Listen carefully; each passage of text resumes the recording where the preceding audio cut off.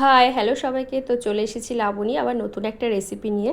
এটা ছিল সন্ধ্যা স্ন্যাক্স। তো চিকেন পকোড়া বানানো হচ্ছিলো। শ্বশুরমশাই হঠাৎই সন্ধেবেলা ডিউটি থেকে ফেরার পথে একটু চিকেন নিয়ে চলে এসেছিলো, তাই আমিও কাটাকুটি করে রেডি করে ফেলেছি আদা রসুন পেঁয়াজ আর যা যা ইনগ্রিডিয়েন্টস লাগে সব কিছু। তো ফার্স্টেই দেখো রসুন দিয়ে দিয়েছি পরিমাণ মতো, তারপরে আদা, তারপর হচ্ছে পেঁয়াজ,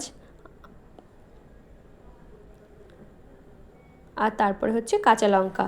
তো তারপরে এই চিকেনগুলোকে ছোটো ছোটো করে একটু কেটে নিয়েছিলাম, কারণ দোকানে তো অত ছোটো করে কাটে না, আর পকোড়ার চিকেন একটু ছোটো ছোটো করে কাটলেই বেশ খেতেও ভালো লাগে আর দেখতেও ভালো লাগে। তো ফার্স্টেই দেখো চিকেনগুলোকে কেটে ধুয়ে নিয়েছি বাড়িতেই, তারপরে ওর মধ্যে পরিমাণ মতো শ্বশুরমশাই বানাচ্ছিল, আমি শুধু একটু হেল্প করে দিচ্ছিলাম।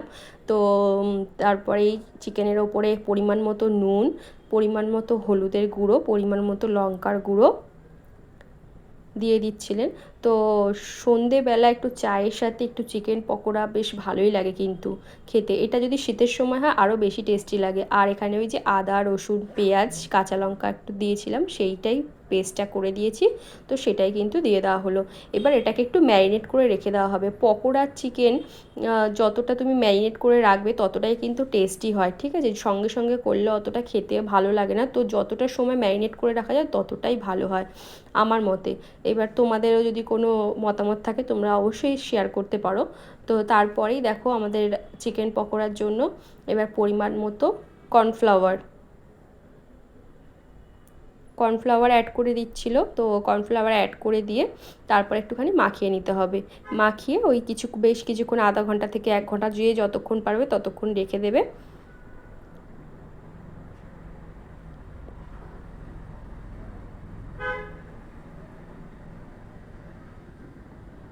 আর অল্প অল্প করে একটু লেবুর রস, একটা ডিমও দিয়ে দেওয়া হচ্ছে। তোমরা যদি কেউ ডিম না দিতে চাও না দিতে পারো, তবে ডিমটা দেবে, টেস্ট হয়।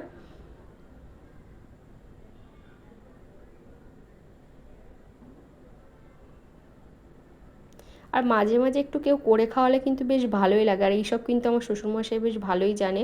আমার বাবাও মাঝে সাঝে কিন্তু খুব ভালো টেস্টি টেস্টি রান্না করে খাওয়াতো, নানান রকমের, কখনো রোল বানাচ্ছে, কখনো একটু চিকেন পকোড়া বানাচ্ছে, বাবাও খাওয়াতো এরকম করে। আর এখানে এসেও পেয়েছি শ্বশুরমশাইকে যখন তখন একটু নিজে নিজে রান্না করে। তো দেখো হাতের স্বাদ বদল, মুখের স্বাদ বদলও কিন্তু একটা ভালো লাগে। আর সবার হাতের রান্না, সবারই প্রত্যেকেরই আলাদা আলাদা হাতের রান্নার টেস্ট, তো ভালোই লাগে বেশ। একই রকমের রান্না খেতে খেতে একটু আলাদা রকমের কিছু খেতে সবারই তো একটু ইচ্ছে করে। তো আর রান্নাবান্নাও উনি খুব ভালোই করে, তো ভালোই লাগে খেতে। এবার দেখো ওই যে বললাম, ডিমটা দিয়ে দেওয়ার পরে অল্প পরিমাণে লেবুর রস কিন্তু অ্যাড করে দিয়েছে। এবার এটাকে ম্যারিনেট করে নিতে হবে। তো ম্যারিনেট করা দেখো হয়ে গেছে। হাত দিয়েই ম্যারিনেট করবে, কারণ আমরা বাঙালি, অবশ্যই হাত দিয়ে ম্যারিনেট করবে। ওসব চামচ টামচ ক্যামেরার সামনেই ভালো লাগে, কিন্তু বাস্তবে একদমই ভালোভাবে ম্যারিনেট হয় না, একদম বাস্তব কথা। তো তোমরা হাত দিয়েই কিন্তু ম্যারিনেশনটা কমপ্লিট করে নেবে, তারপর বেশ কিছুক্ষণ ঢাকা দিয়ে রাখবে, যে যতক্ষণ পারবে। কেউ যদি 30 মিনিটস পাও, মিনিমাম 30 মিনিটস রাখাটা কিন্তু করে রাখলে কিন্তু খেতে ভালো লাগে। তো 30 মিনিটস 1 ঘন্টাও রাখতে পারো। তো অনেকে দেখেছি এর মধ্যে আবার একটু দইও অ্যাড করে, তো দই না অ্যাড করাটাই ভালো, আমার মনে হয় একটু লেবুর রস দিলে ওটা টেস্ট হয়। তারপর একটুখানি সর্ষের তেল দিয়ে দিয়েছে পরিমাণ মতো, সর্ষের তেল দিয়ে ভালো করে মাখিয়ে এবার কিন্তু ঢাকা দিয়ে রেখে দিচ্ছে।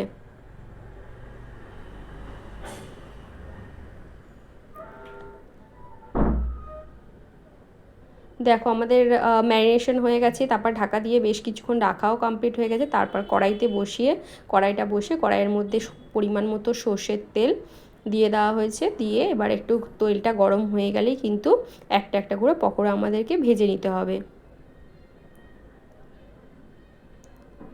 বাড়িতে যা যা থাকবে সেগুলো দিয়েই কিন্তু তোমরা খুব সহজে পকোড়া বানিয়ে নিতে পারো। আর মাঝে সাঝে একটু চায়ের সাথে পকোড়া, একটু অন্যরকম খাবার বিস্কিট ছাড়াও, সেটাও কিন্তু বেশ ভালোই লাগে। তো দেখো এবার একটা একটা করে উনি চিকেনগুলোকে দিয়ে দিচ্ছে। এবার একটু লাল লাল করে ফ্রাই হয়ে গেলে এগুলোকে তুলে নিতে হবে। তো তুলে নেওয়া হলেই কিন্তু রেডি হয়ে যাবে আমাদের চিকেন পকোড়া।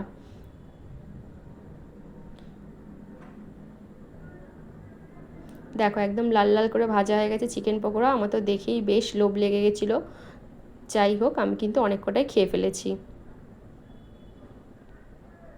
যেহেতু চিকেনটা অনেকটা পরিমাণ, তাই একবারে কখনোই ভাজা হবে না, 3-4 বার করে কোট করে করে ভাজতে হয়েছিল। তো তোমরাও এইভাবেই কিন্তু খুব সহজ উপায়ে ভেজে নিও। আর চটপট করে ফেলো চিকেন পকোড়া বাড়িতেই, দোকানে কিনে খেতে হবে না, বাড়িতেই বানিয়ে ফেলতে পারো। তো এরকম আরও নানান রকমের ভিডিও নিয়ে আসবো তোমাদের জন্য, নিজের জন্য অবশ্যই, নিজেও শিখতে পারবো, তোমাদেরকেও দেখাতে পারবো। তো দেখো সেম যা বললাম আবার ভাজা হয়ে গেছে। ম্যারিনেশনটা ভালো করে রাখলে ভালো করে একটু ভেজে নিলে কিন্তু খেতে টেস্ট লাগে। আর ম্যারিনেশন যদি একটু কম সময় করে রেখে দেওয়া হয় তাহলে কিন্তু ভাজলে অতটা ভালো লাগে না, ভেতরটা কেমন কাঁচা কাঁচা লাগে, যেহেতু মশলাপাতিগুলো পুট হয় না ভালো করে। তো ওই জন্যই বললাম ম্যারিনেশনটা একটু বেশি টাইম ধরে রাখলে কিন্তু পকোড়াটা ভাজলে, চিকেনটা ভাজলে পকোড়ার টেস্টটা কিন্তু আলাদাই চলে আসে। তো দেখো আমার রেডি হয়ে গেছে চিকেন পকোড়া।